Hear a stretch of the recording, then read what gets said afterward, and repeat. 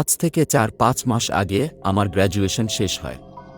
তখন আমি ঠিক করি আমরা কয়েকজন বন্ধুরা মিলে গোটা বাংলাদেশ ট্যুরে যাব। কাকতালীয়ভাবে আমার ৪ জন ফ্রেন্ডের বাসাই ছিল ফেনীতে। তার মধ্যে একজনের নাম আশফাক। তো আমরা সবাই ঠিক করলাম আমরা আশফাকের বাসাতেই থাকে পুরো চট্টগ্রাম ঘুরে দেখব।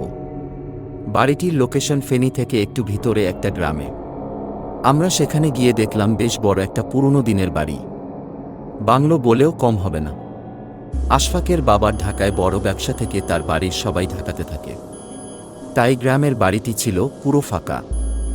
আছে শুধু একজন কেয়ারটেকার। গ্রামাঞ্চলে হওয়ায় সূর্য ডোবার পরপরই সবকিছু রীতিমতো নিশ্চুপ হয়ে যায়।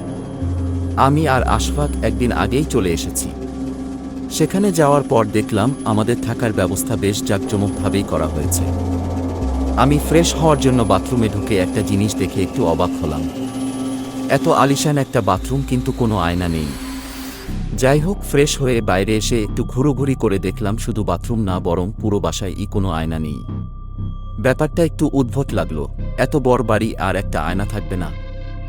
যাই হোক, সেটা নিয়ে আর চিন্তা না করে নিজের ব্যাগ থেকে ছোট আয়না বের করে সেটা দিয়ে কাজ সারলাম। সন্ধ্যা ৭টার সময় কেয়ারটেকার এবং তার ছেলে খাবার নিয়ে আসলেন। খেতে খেতে সবাই গল্প করছিলাম, তখনই কিচেনের দরজার কোণায় চোখ গেল আমার। দেখলাম বিশাল একটি মাছ সেখানে দাঁড়িয়ে আছে। এমন কোনো মাছ আমি এর আগে কোনোদিন দেখেছি বলে আমার মনে হয় না। আমি ভাবলাম ওটা হয়তো কোনো শোপিস হবে। আমি আশফাককে ডাকতে গিয়ে দেখলাম ম্যাচটি নিচে পড়ে গেল। এটা দেখে আমি একটু ভয় পেয়ে গেলাম। আমার সামনে থাকা প্লেট রীতিমতো নিচে পড়ে গেল। সবাই অবাক হয়ে আমার দিকে তাকালো।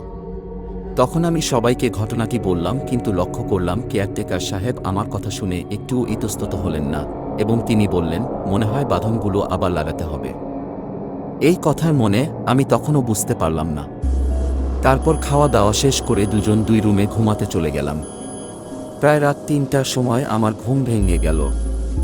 আমি লক্ষ্য করলাম আমার পুরো গা, এমনকি বিছানার অনেকটা অংশ ভেজা, যদিও ফ্যান তখন ফুল স্পিডে দেওয়া। লাইট জ্বালিয়ে ভালো করে দেখে বুঝতে পারলাম এগুলো ঘাম না, বরং গোলাপ জল। কিছু বুঝে ওঠার আগেই আমি দেখলাম খাটের নিচের থেকে বিড়ালের মতো একটা প্রাণী চলে গেল।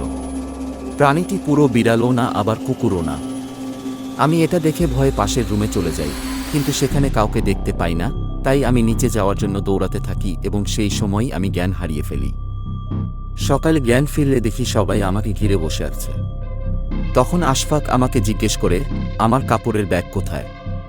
আমি একটু বিরক্ত বোধ করি, তাই কিছু বলি না।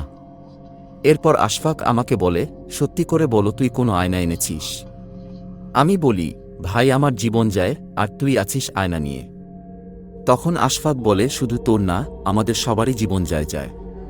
তুই তাড়াতাড়ি আয়নাটা নিয়ে নিচে চলো। আমি ব্যাগ থেকে আয়না বের করে নিচে গিয়ে দেখি কয়েকজন হুজুর বসে কিছু তিলাওয়াত করছেন। আমি সেখানে গিয়ে ওনাদের হাতে আয়নাটা দিলে তারা সেটাকে কিছু একটা পানি দিয়ে ধুয়ে ভেঙে ফেলেন। আমি কি হচ্ছে কিছুই বুঝতে পারছিলাম না।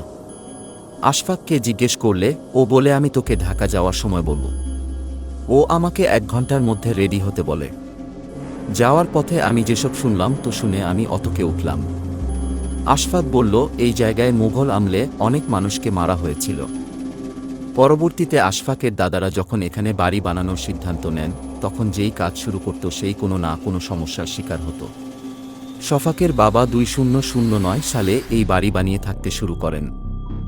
বাড়িতে ওঠার ৩ দিন পর আশফাকের দাদি মারা যান, এবং তারপর দিনই তার নানা মারা যান। এরপর তার মামা খালারাও ওই জায়গায় অনেক সমস্যার শিকার হতেন। এক পর্যায়ে আশফাকের বাবা কুষ্টিয়া থেকে এক বড় হুজুর আনেন। হুজুর বলেন সেই বাসায় ৮,০০০ জিন বসবাস করে, এবং তিনি আরও বলেন এই জিনগুলো এই বাসার মধ্যেই অন্য এক ডাইমেনশনে বসবাস করে, তাই তাদের কোনোভাবেই তাড়ানো সম্ভব না।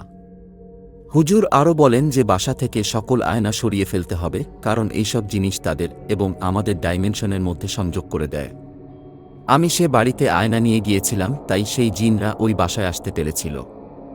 এত কিছু শুনে আমি আশফাককে জিজ্ঞেস করলাম, তাহলে বাসায় কেয়ারটেকার কি করে থাকে? আশফাক উত্তরে বলে, বাসায় কোনো কেয়ারটেকার থাকে না। যিনি ছিলেন তিনি ১ বছর আগে সাপের কামড়ে মারা গিয়েছেন। এটাই ছিল ঘটনা। আপনারা যদি আরও ভয়ঙ্কর ঘটনা শুনতে চান, তাহলে সাবস্ক্রাইব করুন।